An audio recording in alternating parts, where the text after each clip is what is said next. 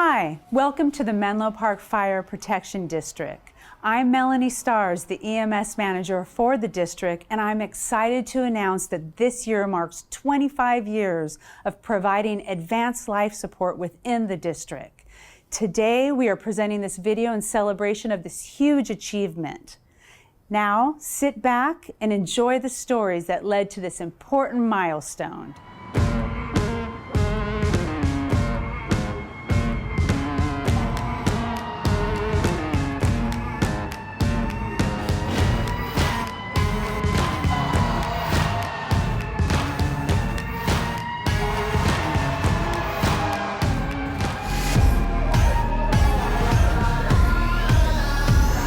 EMS is emergency medical services. That is basically the majority of the calls we run, and our division will be charged with ensuring all the paramedics and EMTs are fully licensed, certified, educated, trained to the highest level possible so they can perform emergency medical services to the citizens on every call. Well, it's just a matter of showing up first, situating the patient, figuring out what's wrong with them, get them started on a treatment path. So when the ambulance does get there, all that work's done. When we started paramedicine 25 years ago, it allowed us to move to just a higher level of patient care and to give people an ALS intervention that much earlier. Because there's typically 10 to 15 ambulances in the county at any given time, and there's 52 fire engines. So 7 of which are in our district. You can just go by the numbers and say that the fire engine's going to get there first, and if they have the same level of care that you would have on an ambulance, minus the ability to transport, that's just better for the patient. We run a lot more medical calls than we run fires. It doesn't mean that we shouldn't be a fire department. The fire department really, we're the only ones who can do that. But the reality is the EMS component is about 63% of overall our district activity. And so, it warrants the value that we have to place on that, because that is where we're spending the majority of our time. I think we had some really visionary people early on, even before I got hired, before 1991, that saw how EMS was going to be a necessary part of the response for fire departments. And those pioneers who were early in the department, who became paramedics on their own time, on their own dime, and they pushed the fact that EMS needed to move forward. We had one person come through shortly after me, Brian Dixon, who was very adamant about advanced life support, which is a step beyond EMT. And he pushed and he pulled, and he got a few people, including Mark Pittenger, Greg Auger, and Chris Zond, interested to get paramedics on the fire engines. Brian recognized that we had to wait 10 minutes, sometimes 15 or even 20 minutes for an ambulance to get on scene. I followed the footsteps of a couple other firefighters, Brian Dixon and Mark Pittenger, and me and another person, Greg Auger, decided to go to paramedic school. And they hired a chief from Los Angeles, Jack Bennett. He had been down there for 32 years. He had experience with a lot of things in LA fire, and one of them was with paramedicine. And so when he heard of the plan that our guys had planned out, he was very, very, very supportive. And he went ahead and contracted with Stanford Paramedic School and sent 5 of our people through Stanford Paramedic School with the idea, we're going to put them on the fire engine. The opportunity came up for us to go to paramedic school. And it was really a unique opportunity. We were able to go on duty as well as off duty. It was really exciting because there were so many guys that were interested. There is a new chief hired, Chief Rick Tye.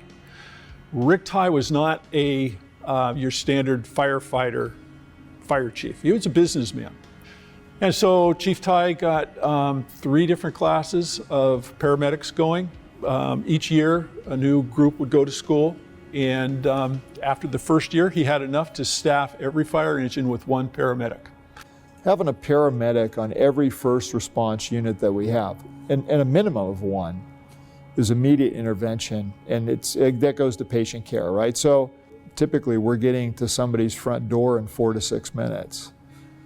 Well, once we got our paramedic service, you knew that you could give that person a fighting chance. You give them a fighting chance to survive until the transport arrived.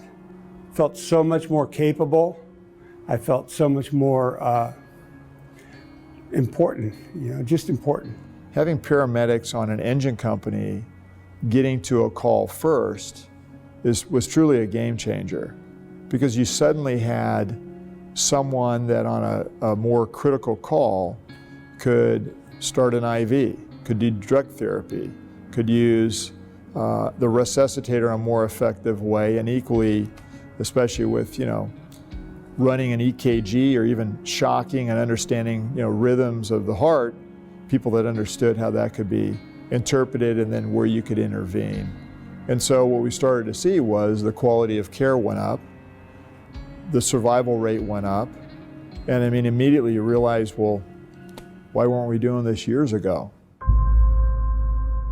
What I hear all the time about our personnel, which is a source of pride I think for the organization, is how great a job they do.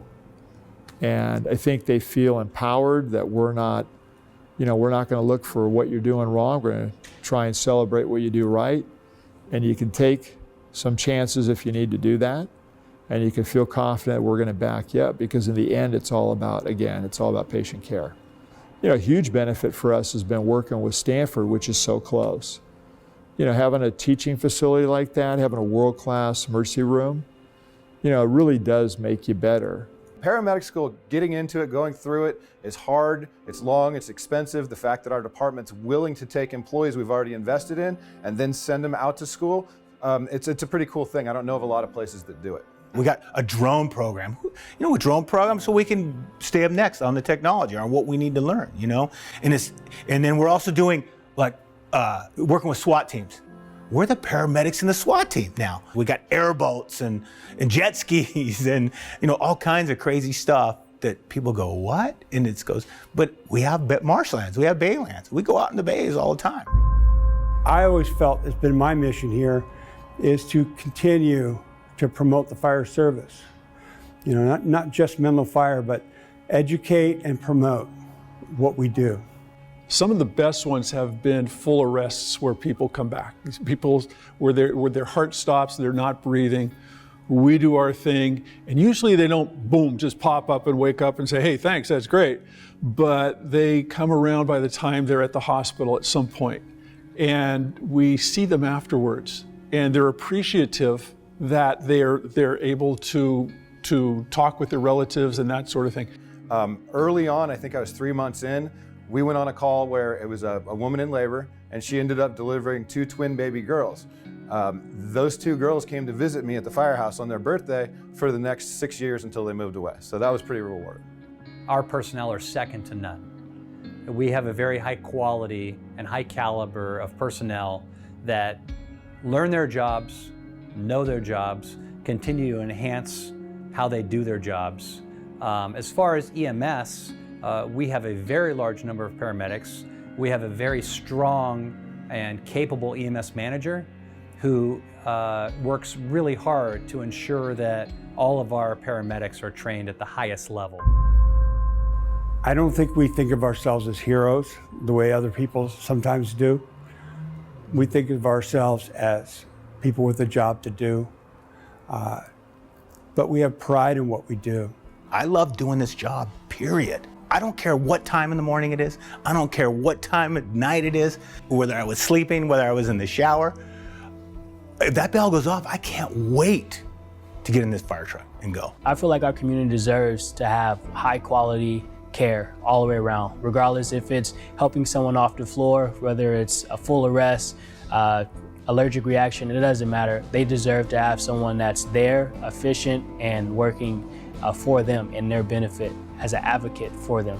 I want to give the thanks out to the founding members of this program. They're not all with us anymore, but those early paramedics that got in this program, some of them who put themselves through school, the district didn't pay for it.